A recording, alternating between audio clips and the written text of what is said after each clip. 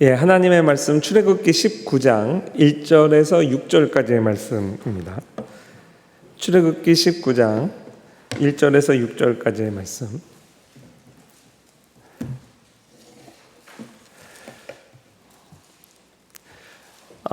성경 공부 한다고 생각하시고 이제 교독하겠습니다. 제가 한 절 읽고 여러분 다음 절 읽으시고요. 이스라엘 자손이 애굽 땅을 떠난 지 3개월이 되던 날 그들이 시내 광야에 이르니라.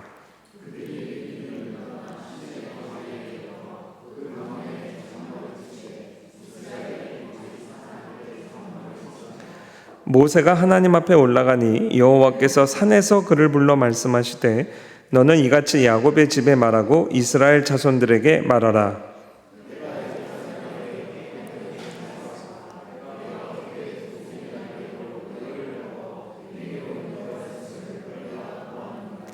세계가 다 내게 속하였나니 너희가 내 말을 잘 듣고 내 언약을 지키면 너희는 모든 민족 중에서 내 소유가 되겠고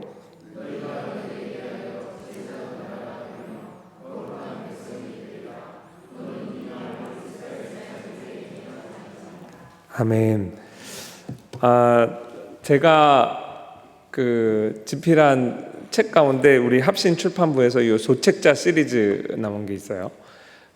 세 가지 관점으로 보는 이제 신해산 언약, 남포교회에서 한 달 동안 강의한 걸 가지고 이렇게 이제 엮어서 출판을 했는데, 이 신해산 언약 좀 넓게는 출애굽기 1장부터 40장까지를 보는 세 개의 관점을 이렇게 흥미롭게 요약을 한 겁니다. 오늘 그 관점 가운데 이제 첫 번째 관점을 한번 여러분께 소개하고, 궁금하신 분은 이제 두 번째, 세 번째 관점은 저 책으로 이렇게 공부하실 수 있어요. 출애굽기 신해산 언약을 해석하는 일단 기초적인 출발점은 성경은 성경으로 해석하죠. 예레미야 31장 32절 말씀에 보면 우리가 이 출애굽기의 역사 또 신해산 언약을 어떤 관점으로 봐야 될 것인가를 소개하고 있습니다. 이 언약, 여기서의 언약은 신해산 언약이 아니고 새 언약입니다. 새 언약이 이전 옛 언약과 어떻게 차별화되는지를 이제 소개하는 말씀이에요.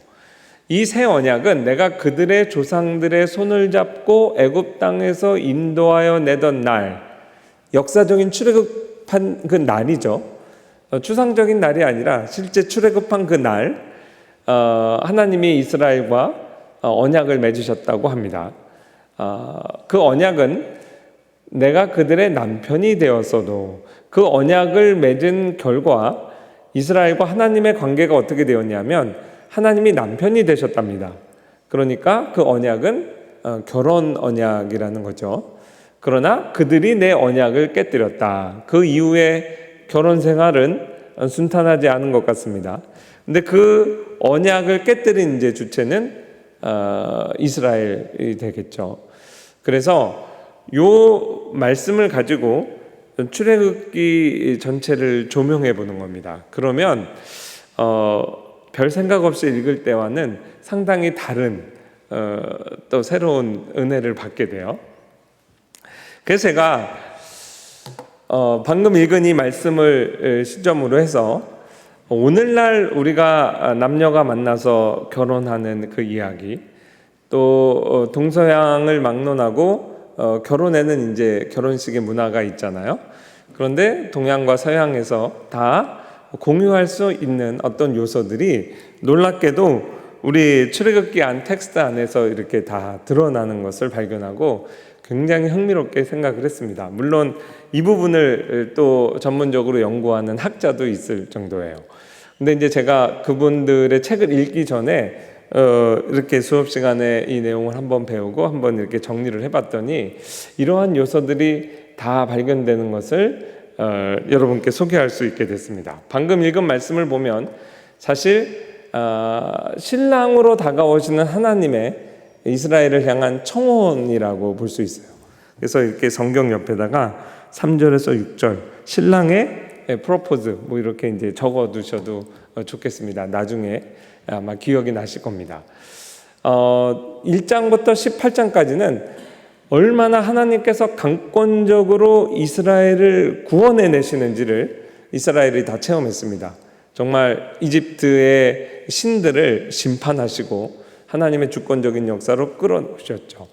그 고대근동의 어떤 법에 따르면 노예를 해방시킨 자는 그 해방된 노예가 가만히 있어도 그 노예를 속전한 사람, 사온 사람, 이 옛 주인으로부터 해방시킨 사람, 그 사람의 자동적으로 새로운 노예가 됩니다.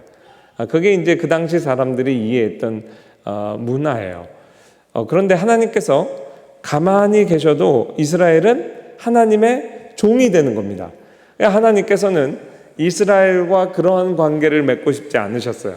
그래서 그 이스라엘을 다 시내산 앞에 모아놓고 모세를 시켜서 이렇게 이스라엘에게 부드럽게 다가가시는 거예요.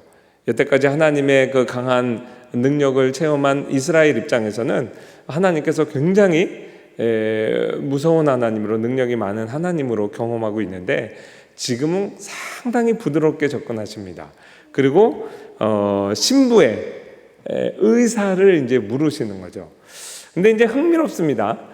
내가 애굽 사람에게 어떻게 행하였음과, 그래서 이제 너는 이같이 야곱의 집에 말하고 이스라엘 자손들에게 말하라 해서 이제 이스라엘에게 말하는 일종의 중매자로 모세를 세우셨죠.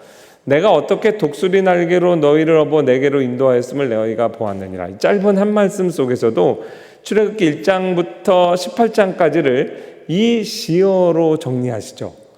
내가 어떻게 독수리 날개로 너희를 업어 내게로 인도하였음을 너희가 보았느니라. 사실 홍해를 가르고 건너는 이스라엘의 경험으로는 이 해수면이 그 지표모드 아래에 있잖아요. 그리고 하나님께서 엄청나게 강한 돌풍으로 밤새도록 물을 물러나게 하셨으니 사실은 뭐 헤어스타일도 좀 망가지고 뭐 정신이 없었을 겁니다. 10가지 재앙을 또 통과하면서 얼마나 무서웠겠어요. 근데 이 모든 내용을 하나님께서 굉장히 아름다운 시어로 정리하시죠. 하나님께서 굉장히 문학적이시다 이런 생각도 들어요. 그 다음에 여러분이 이제 그 소개팅 나가서 특히 뭐 전통적으로 보면 남자들이 그 능력을 어떻게 입증을 하겠습니까? 아내를 맞아서 먹고 살게 하고 자녀들 교육시키고 이런 어떤 능력이 있다는 것을 어필해야 되지 않겠어요? 그래서 이제 은근히 뭐 학벌 자랑도 하고 재산 자랑도 하고 집안 자랑도 하고 그러죠. 근데 이제 제가 약간 그 재미있었던 것은 하나님도 이렇게 재산 자랑을 하세요. 세계가 다 내게 속하였느니 이 우주 만물이 다 하나님의 것이에요. 너희가 내 말을 잘 듣고 내 언약을 지키면, 이 언약은 결혼 언약입니다. 언약 백성으로서 하나님만을 사랑하고 우상 섬긴다는 건 이제 바람 피는 거죠. 그러지 않고 하나님의 언약을 잘 지키면 너희는 모든 민족 중에서 내 소유가 되겠고, 이건 사실 부부 사이에, 연인 사이에 하는 말입니다. 내 것이다 너희 것이고 네 것이 다 내 것이다. 우리가 하나님과 연합하여 그 관계를 맺으며 언약 백성이 되면 하나님의 모든 소유가 사실 신부의 소유가 되는 것입니다. 이 부분에 있어서도 강력하게 어필을 하시죠. 그 다음에 하나님이 그 신만 센 신이 아니라 굉장히 인텔리전트하고 문학적이고 지성적이고 또 부자예요. 그리고 그걸로 끝나는 게 아니라 너희가 내게 대하여 제사장 나라가 되며 거룩한 백성이 되리라. 이거는 뭐냐면 전 세계를 하나님께서 구원하실 구원의 계획을 가지시고 이스라엘을 제사장 나라로 부르시는 거죠. 비전을 제시하시는 거죠. 이런 모든 면이 굉장히 이스라엘에게 이제 매력적으로 다가온 겁니다. 하나님께서 전심으로 나를 사랑하라 하실 때는 그만큼 사랑 받으시기에 합당하시고 충분히 매력적인 하나님으로 우리에게 다가오시는 거예요. 예. 그래서 지금 산꼭대기에 있다가 모세가 이제 쪼르르 내려가가지고 이스라엘의 장로들을 다 모았어요. 그 70명입니다. 제가 미국에서 한 학기 동안 신학 공부하기 전에 이제 유대인 역사를 공부한 적이 있어요. 10명 정도밖에 안 된 학생, 유대인 교수님, 전체가 유대인이고 이제 저만 한국 사람이었는데, 그 교수님이 그 얘기를 했어요. 그 유대 국회 산헤드린 공의회잖아요. 그거의 기원이 이제 이 출애굽기 19장, 여기 20장에 이제 언급된 요 모임이다, 이렇게 이제 이야기했던 것이 기억이 납니다. 국회를 소집한 거죠. 그리고 나서 이제 다시 보면 일일이 이제 다 말씀을 안 드리겠습니다. 여러분 성경에 펜이 있으시면 7절이 모세가 내려와서 백성의 장로를 불러 모았다. 이게 모세가 중매를 하는 거구나. 그리고 신기한 것이 이스라엘 백성의 의사를 물으시죠. 백성이 일제히 응답하여 이르되 여호와께서 명령하신 대로 우리가 다 행하리이다.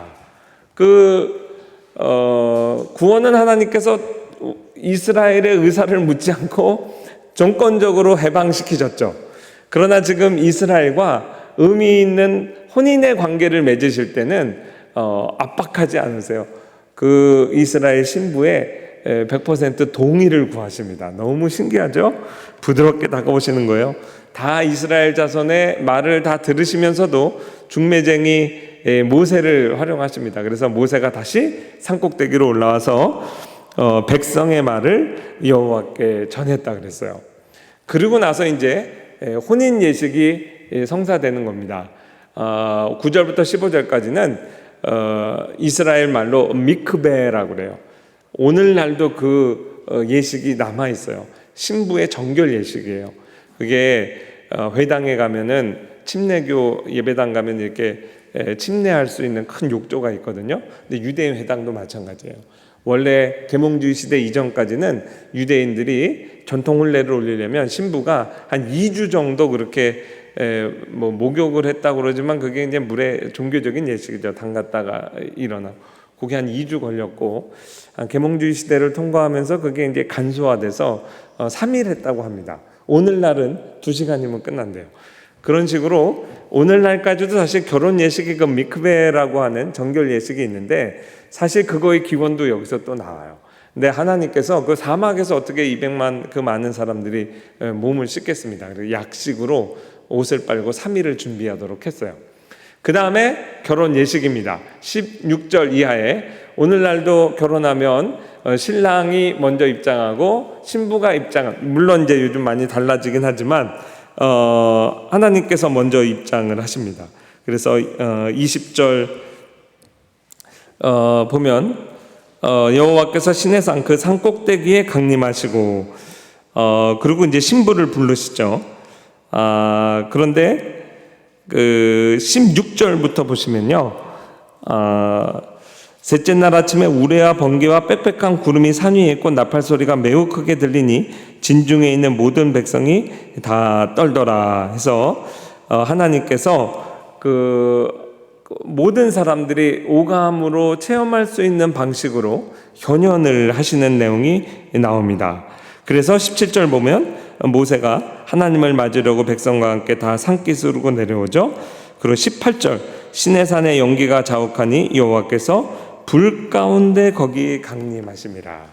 그래서 불 가운데 이제 시내산에 이제 강림하시게 돼요. 그리고 여전히 신부를 대표해서 모세가 신랑을 맞으러 이제 올라가는 장면으로 결혼식 예식 장면이 나옵니다. 이 맥락에서 출애굽기 20장에 나오는 십계명이 등장하는 거예요. 그러니까 십계명이 어떤 맥락에서 등장했는지를 알고 나면 그 의미가 더욱 명확히 이제 다가옵니다.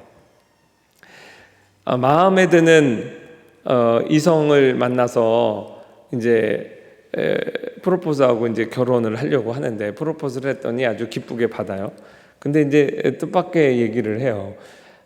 저도 처음에 당신이 굉장히 마음에 들었어요. 이제부터는 결혼하면 제가 당신도 사랑할게요. 당신도 사랑하는 그게 무슨 말이냐 했더니 제가 원래 이성 친구가 되게 많은데 결혼한다고 해서 그 관계를 다 정리할 수는 없잖아요. 근데 염려하지 마세요. 항상 당신이 내 마음의 우선순위예요. 그래서 1년에 당신하고 3번 이렇게 어디 여행을 가면 내 다른 이성 친구하고는 뭐 한 번만 갔다 올게요.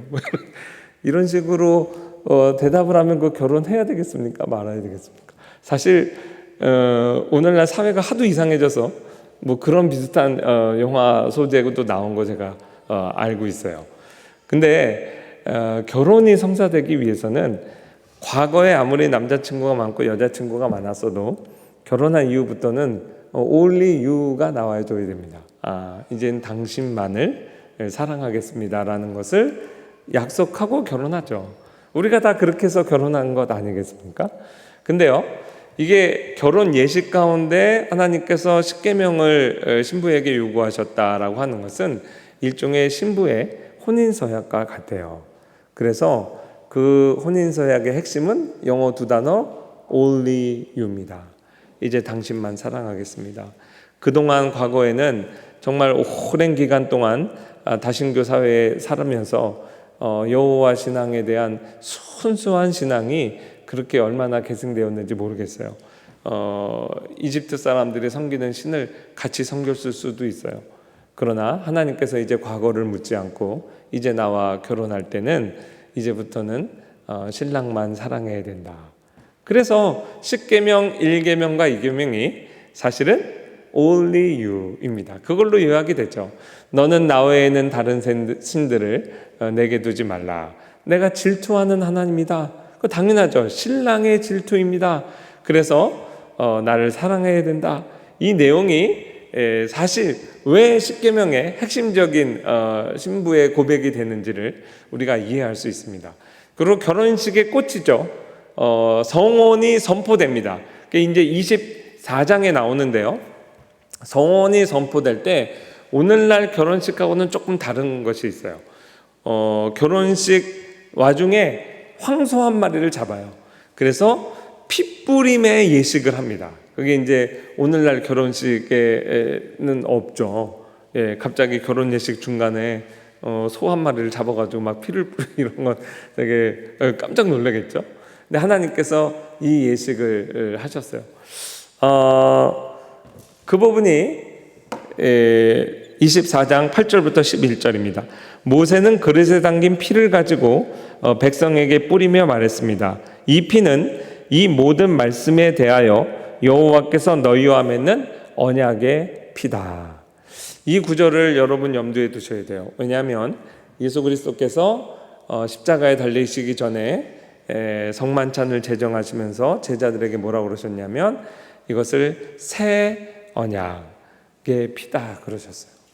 새 언약의 피라고 하는 것은 옛 언약의 피가 있다는 의미죠. 예수님의 머릿속에는 요 출애굽기 24장에 이 장면이 있었던 겁니다. 이게 옛 언약의 피예요. 그리고 나서 정말 놀라운 일이 있습니다. 피로연, 제가 피로연이라고 붙여놨는데 오늘날 결혼식에 가서 그냥 돌려보내지 않죠. 다 식사 대접을 하잖아요. 결혼 예식이 끝나고 하나님께서 피로연을 배설하시고 이스라엘의 장로들을 다 초대하세요. 이스라엘의 장로들 70이 올라갔다는 것은 이스라엘 전체를 사실 시내산 꼭대기로 부르신 거예요. 그런데요, 이런 말씀이 있어요. 모세와 이스라엘의 장로 70명은 산으로 올라갔습니다. 그들은 이스라엘의 하나님을 보았습니다. 하나님의 발 아래는 마치 청옥을 깔아놓은 것처럼 보였고 그것은 하늘처럼 맑았습니다. 근데 여러분 이상하지 않아요? 구약시대에 하나님을 보았다.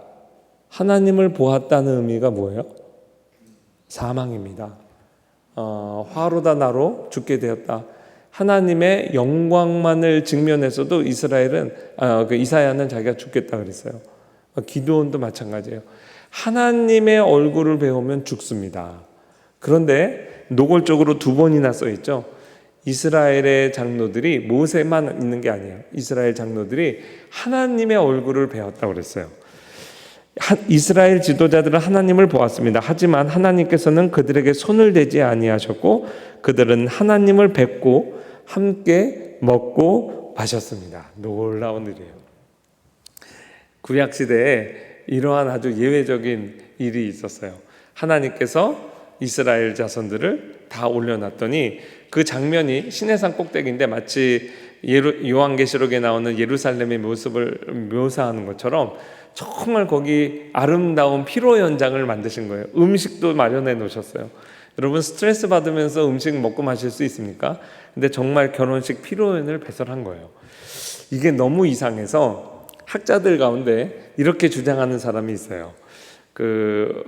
이 모세오경은 모세가 쓴 게 아니라 구전으로 내려오는 여러 문서들을 이름 모를 편집자가 포로기 말에 편집을 하고 그거를 모세의 저작으로 돌린 것이다. JDP 문서설. 혹시 뭐 들어보셨어요? 근데 그 여러 문서설을 주장하는 사람들이 그들의 주장을 합리화시키는데 핵심적인 구절로 이걸 사용합니다.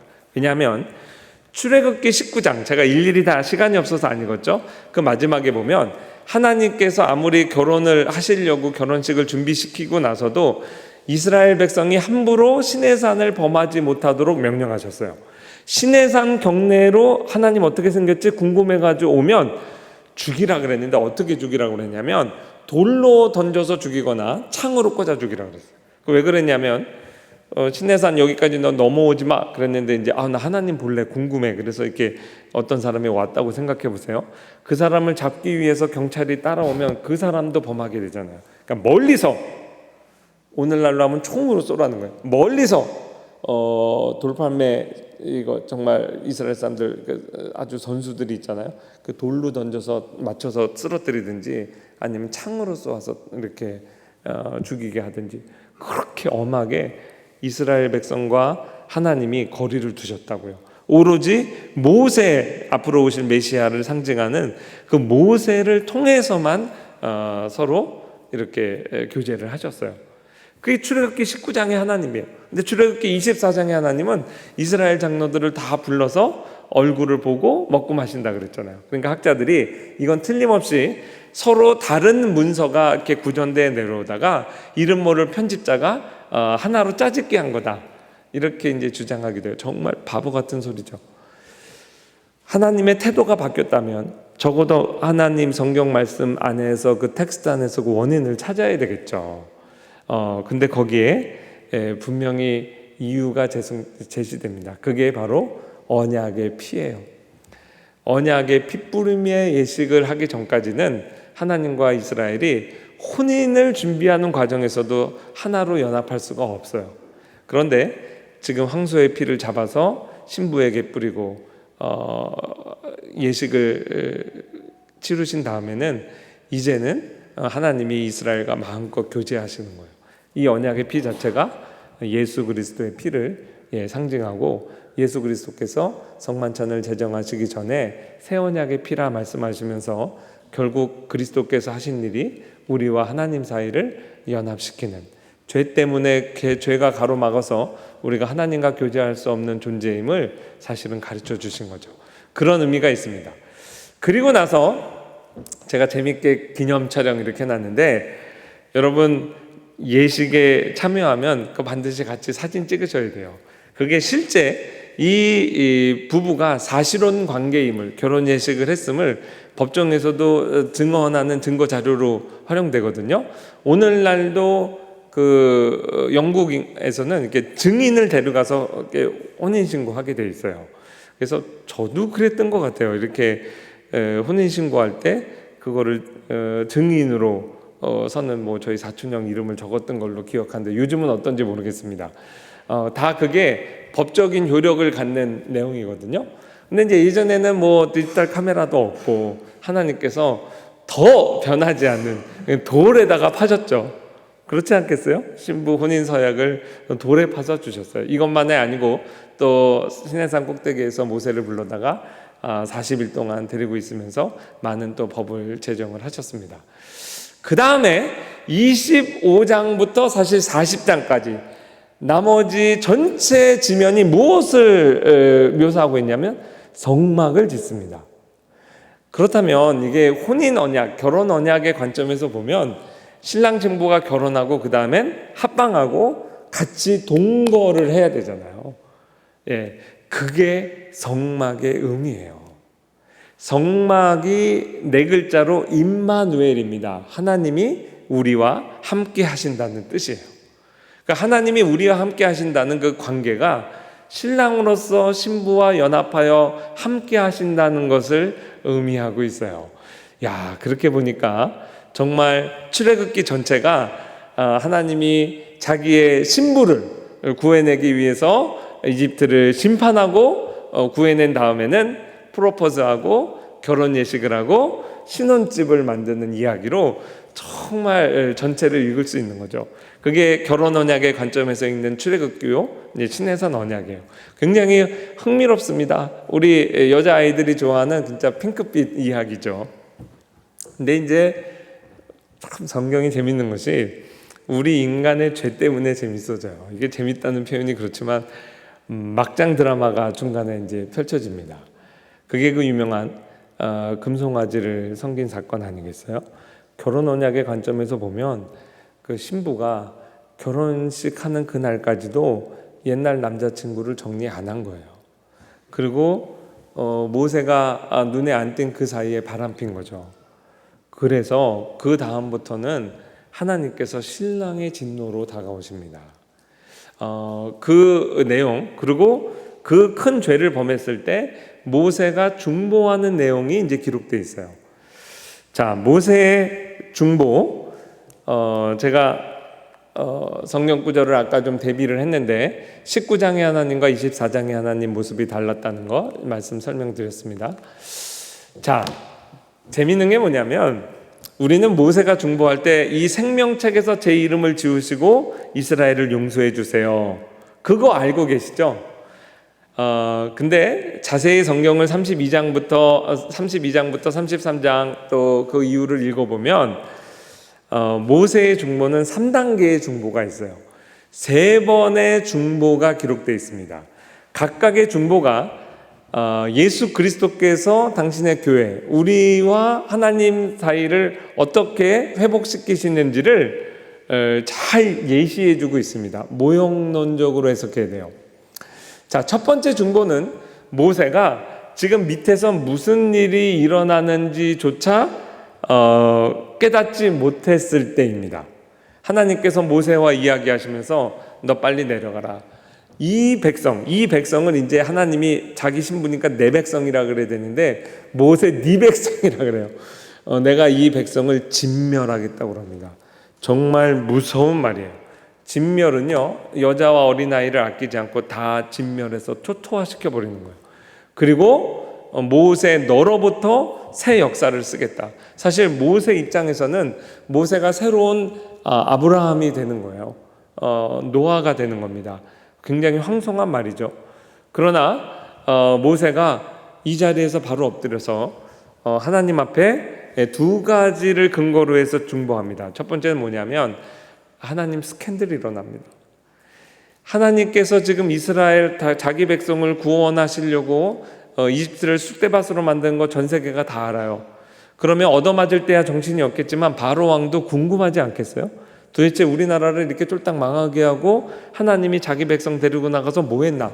아마 간첩을 좀 보냈을 겁니다. 그래서 그 하나님이 뭐 하시디? 얘 광야로 데려나가서 시내산 어디에 모아놓더니 거기서 다 죽여버렸어요. 그럼 하나님을 악한 신으로 사람들이 생각하지 않겠습니까? 두 번째는 뭐냐면 아브라함과 이삭과 야곱과 맺은 언약을 기억하옵소서. 하나님의 언약이죠. 사실 아브라함을 기억해달라는 게 다 언약입니다. 2가지로 매달리니까 하나님께서 금방 받아주세요. 그래, 내가 너의 중보로 이들을 진멸하려는 계획을 내가 취소하겠다. 그래서 이스라엘 사람들은 밑에서 막 우상 섬기고 있는데 한순간에 다 자기의 존재가 없어져 버릴 그 위기가 통과됐다는 것을 나중에 알게 됐어요. 제가 그 일부만 좀 읽어드릴게요. 색깔 있는 부분. 너 모세 내려가라. 네 백성이 부패했다. 어디에 포인트가 있어요? 네 백성이래요. 여태까지 내 백성이었는데 네 백성이래요. 그런즉 내가 하는 대로더라. 내가 그들에게 진노하여 그들을 진멸하고 너를 큰 나라가 되게 하리라. 아브라함에게 주셨던 약속이죠. 12절 어찌하여 애굽 사람들이 이르기를 여호와가 자기의 백성을 산에서 죽이고 지면에서 진멸하려는 악한 의도로 인도해 내었다고 말하게 하시려 하나이까. 두 번째, 주의 종 아브라함과 이삭과 이스라엘을 기억하소서. 그리고 그 밑에 아브라함에게 주신 언약, 이거 두 개 붙들고 중보했어요. 그러니까 14절, 여호와께서 뜻을 돌이키사 말씀하신 화를 그 백성에게 내리지 아니하시니라. 이것이 우리에게 주는 교훈이 뭘까요? 불신자들은요, 오늘 하나님께서 예수 그리스도의 중보로 말미암아 오늘 하루도 지구가 돌아가고 자연 법칙이 보존이 되고 내가 오늘 아침에 떠서 눈을 떠서 공기를 마시고 생명호흡이 연장되는 것이 하나님이 베푸시는 은총인 걸 몰라요. 신학자들은 이런 은총을 가리켜서 일반 은총이라고 했습니다. 불신자든 신자든 하나님께서 우리의 생명호흡을 하루하루 연장시켜 주시는 것은 당연한 게 아니에요. 이것도 넓은 의미에서 은혜입니다. 그리고 이 은혜의 중보자가 그리스도라는 것이죠. 그것을 우리에게 교훈해 주고 있어요. 이스라엘 사람들은 자기들이 이러한 은택을 입었는지조차 알지를 못했어요. 우리도 오늘 그렇게 살아가잖아요. 당연한 것 없습니다. 다 넓은 의미에서 우리는 다 하나님의 은혜로 하루하루 살아가요. 자, 첫 번째 중보가 의미하는 바고요. 그 두 번째 중보가 여러분이 이미 알고 계신 생명책 중보예요. 근데 생명책이라는 것은 사실 결혼 언약의 관점에서 보면 이 혼인 관계가 깨어지는 것을 사실 거기서 지워지는 것은 그걸 의미를 하죠. 구원론적으로 보면 우리 구원이 취소되는 것, 이렇게까지도 볼 수 있겠어요. 그러나 모세의 중보로 말미암아 하나님께서 또 이스라엘의 죄를 용서하시거든요. 근데 여기서는 정말 모세가 현장을 목격을 했어요. 내려오다가 여호수아하고 대화를 하죠. 그리고 나서 여호수아 모세가 다 모르고 내려왔더니 그들의 눈앞에서 음란하게 금송아지 신상을 놓고 섬기는 모습을 본 거예요. 결혼식을 했는데 신부가 없어졌어요. 신랑이 우리 신부 어디 갔나 봤더니 결혼식에 옛날 남자친구 첫사랑이 와 있었다는 거야. 근데 둘이 없어. 봤더니 어느 모텔에서 들어가는 걸 봤어. 눈이 돌아가지 않겠어요. 그래서 모세가 십계명 돌판을 깨뜨리죠. 그 행위는 단순한 분노가 아니에요. 이거는 only you의 고백이라고 그랬잖아요.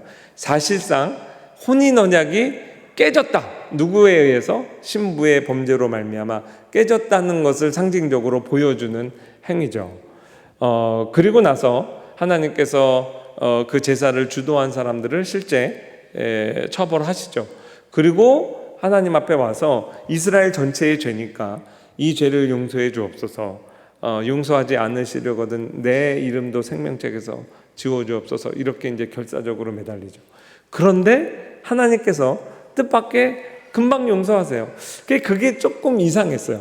그런데 그냥 용서하신 게 아니라 그 금송아지 신상을 가서 부시고 불에 태우고 가루로 만들어서 물에 뿌려서 먹게 하는 좀 독특한 예식을 시행을 하시죠. 제가 예전에 어떤 영화를 봤는데 하나님이 너무 진노를 해서 금송아지가 엄청 큰 신상을 막 부글부글 끓게 해서 끓는 물을 주리를 틀고 입에다가 막 붓는 장면으로 만든 영화가 있었어요. 완전히 성경을 잘못 왜곡하는 겁니다.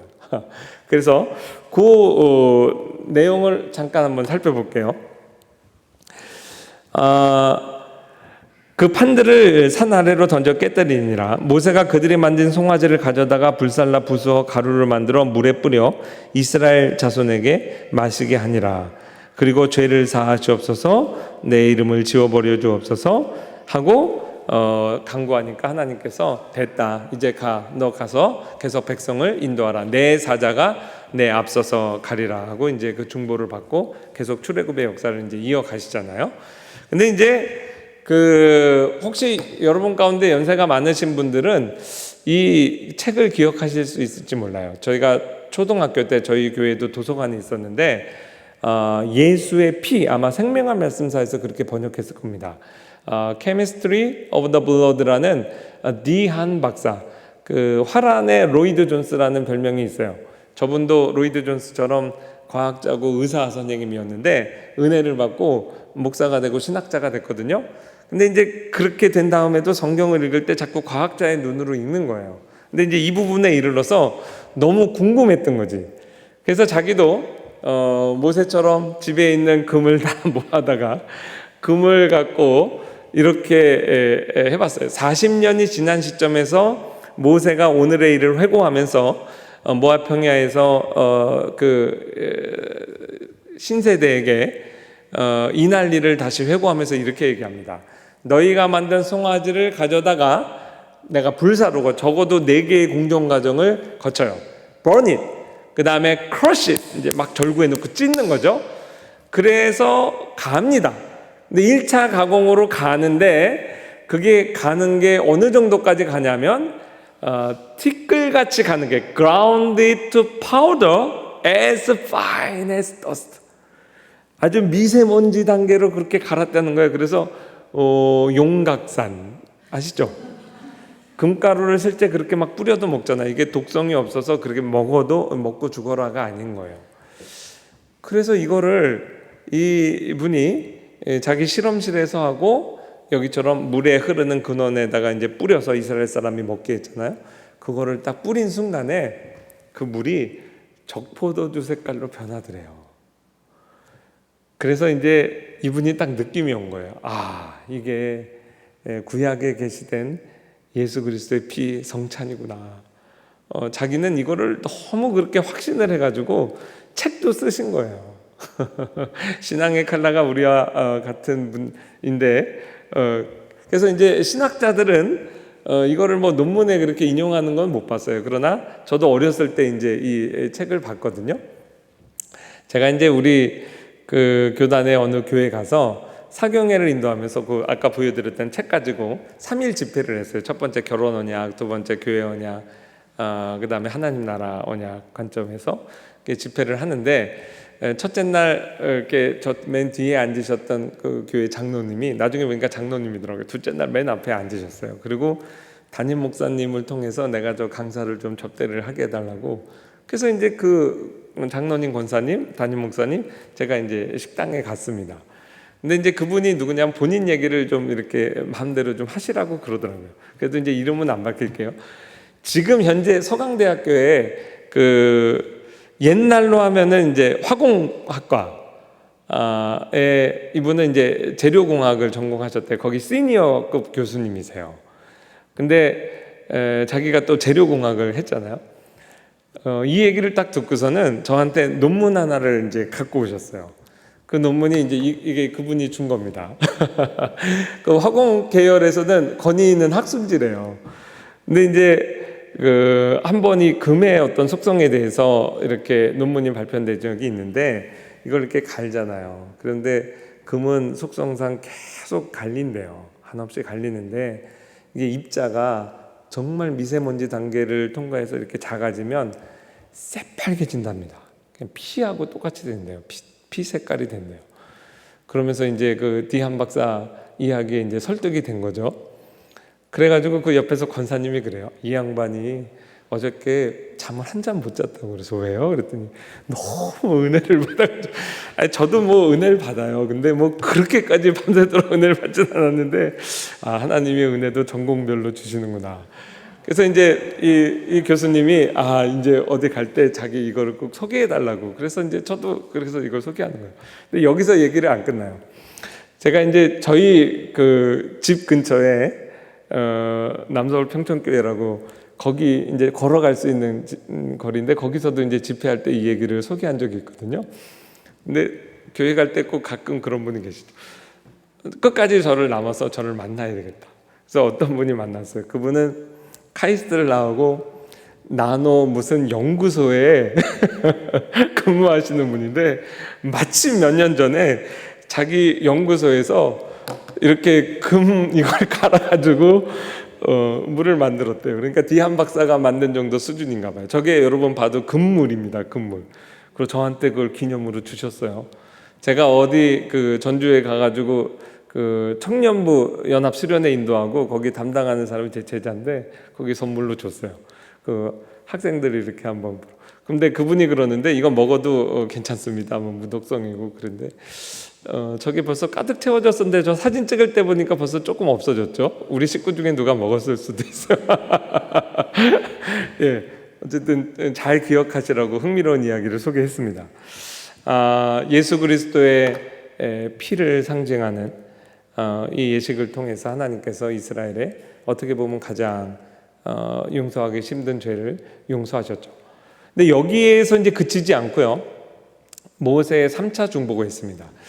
하나님께서 기가 막힌 말씀을 하세요.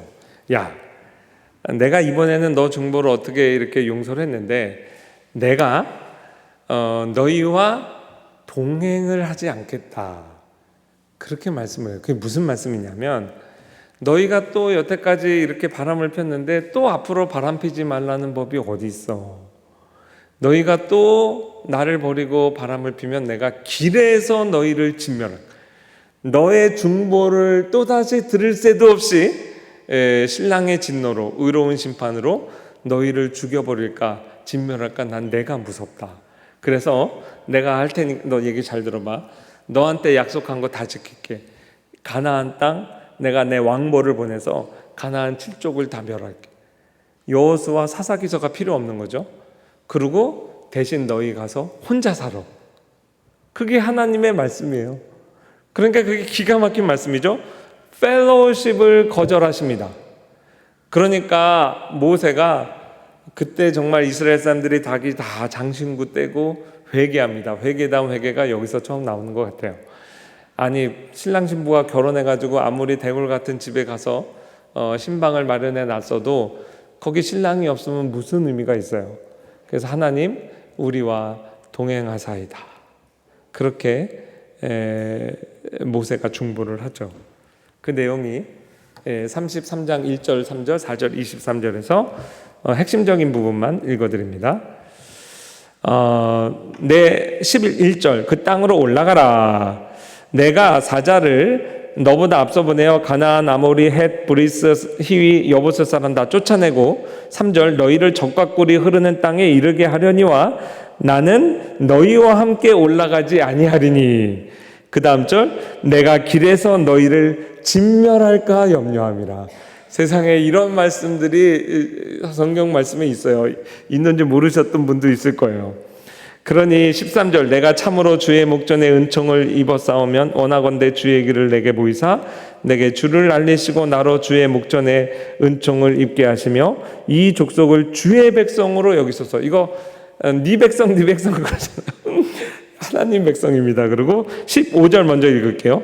모세가 여호와께 아뢰되 주께서 친히 가지 아니하시려거든 우리를 이곳에서 올려보내지 마옵소서.